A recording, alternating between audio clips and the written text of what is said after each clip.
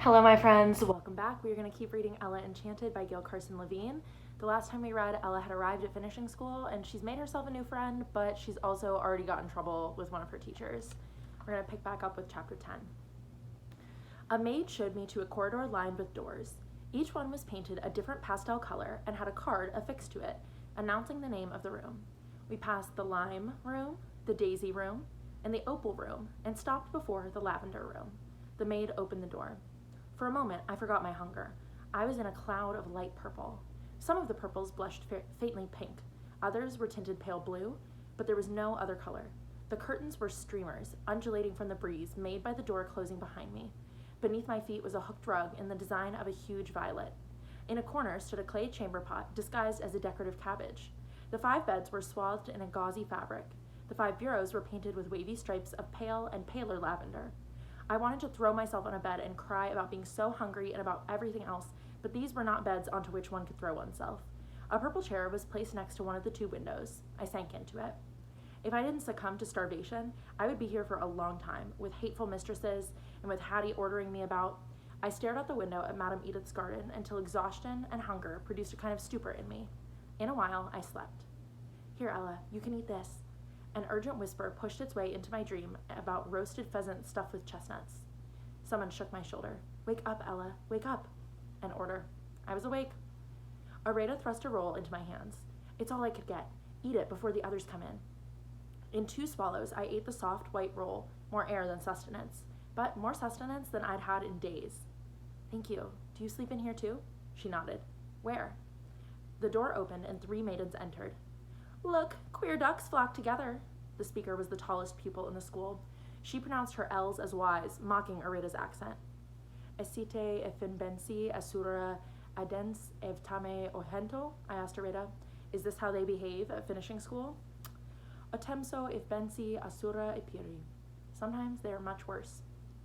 Are you from Aortha too? The tall maiden asked me. No, but Areta is teaching me the beautiful Aorthian language.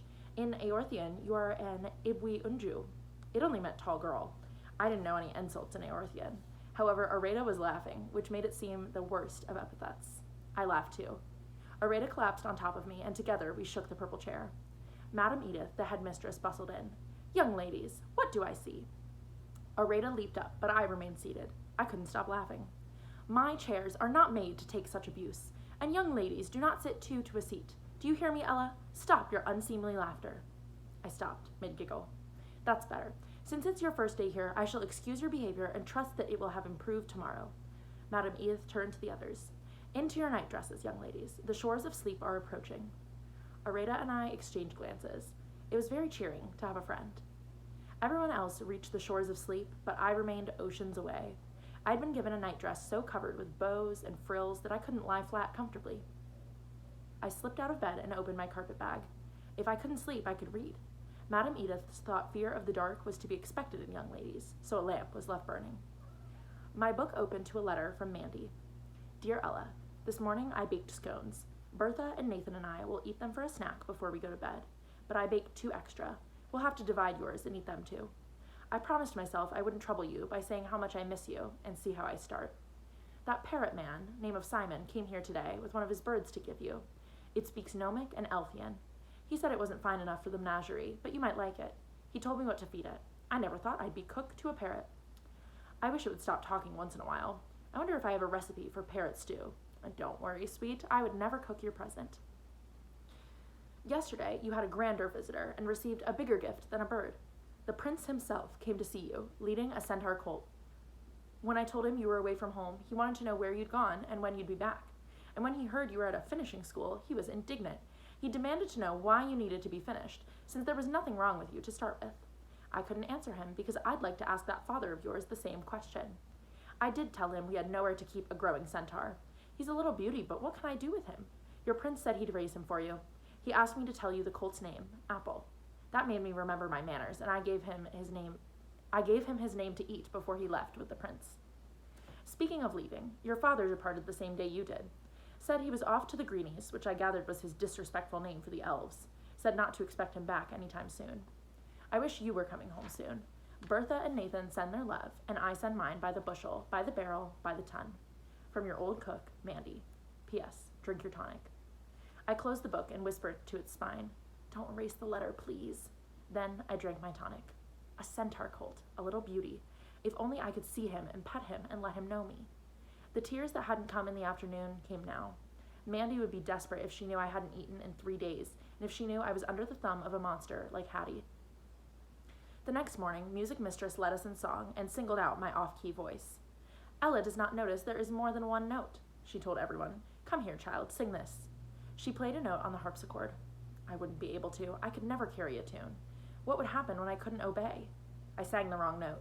Music mistress frowned. "Higher, or we shall send you to a different school to sing with the young gentlemen." She depressed the key again. My next attempt was much too high. One last covered her ears. I wished her an earache. Music mistress played again. My temples throbbed. I sang. A little lower. I hit the note. She played another. I sang it. She played a scale. I sang every note. I beamed. I'd always wished I could sing. I sang the scale again, louder. Perfect. "That's enough, young lady. You must sing when I tell you to and not otherwise." An hour later, dancing mistress told me to step lightly. My partner was Julia, the tall maiden who had teased Areta the night before. I pressed on her arms, using her to support my weight so I could step lightly. "Stop that," she pulled away. I fell. I heard giggles. Dancing mistress took Julia's place. I couldn't lean on her. I pretended my feet were balloons. I pretended the floor would crack if I didn't move lightly.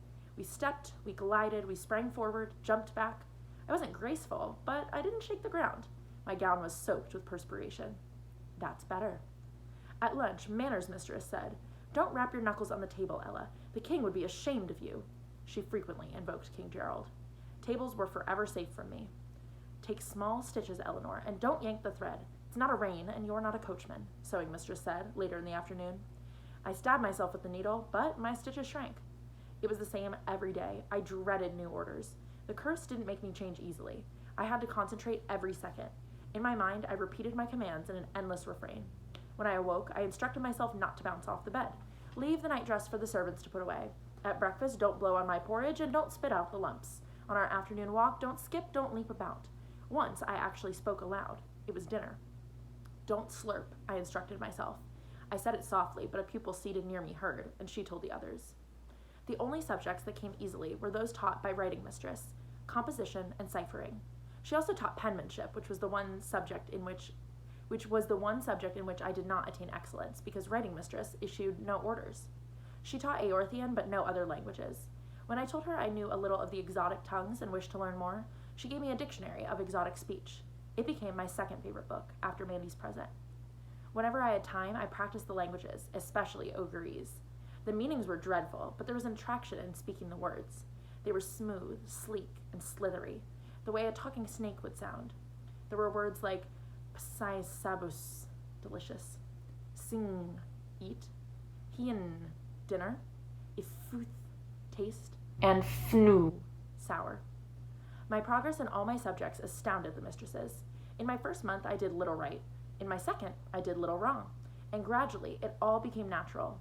Light steps, small stitches, quiet voice, ramrod straight back, deep curtsies without creaking knees, no yawns, soup tilted away from me, and no slurping.